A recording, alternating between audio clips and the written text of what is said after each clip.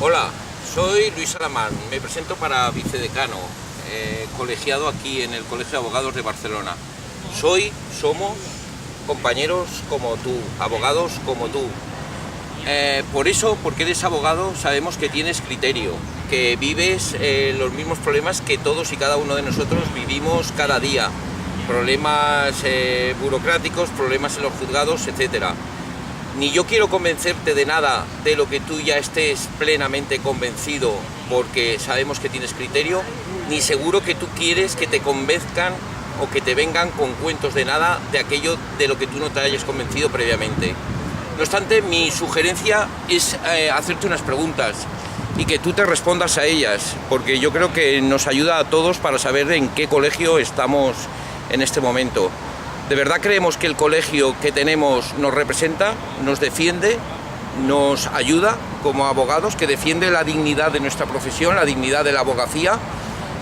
¿O creemos más bien que es un ente burocrático relativamente inaccesible y que en gran medida desconocemos?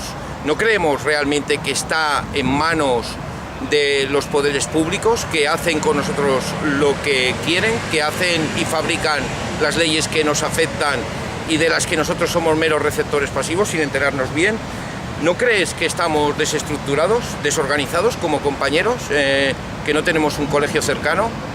Por otro lado, te pregunto, el colegio no hace procesos de adjudicación públicos, no nos invita con eficacia a participar en las comisiones.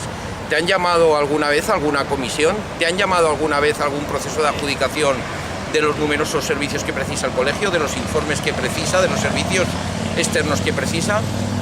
O pregúntate también, ¿has visto las cuentas del colegio debidamente detalladas, publicadas en algún sitio, en la web colegial o en cualquier sitio público?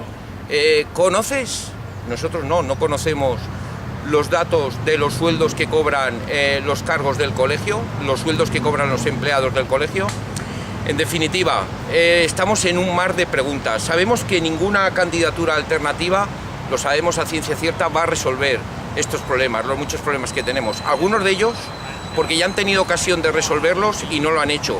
Y otros porque, como ya verás muy pronto, van de la mano de despachos que no sufren ninguno de estos avatares cotidianos que abogados como tú sufrimos. Por lo tanto, te pedimos el voto porque somos, en definitiva, y como te he dicho, abogados como tú. Gracias.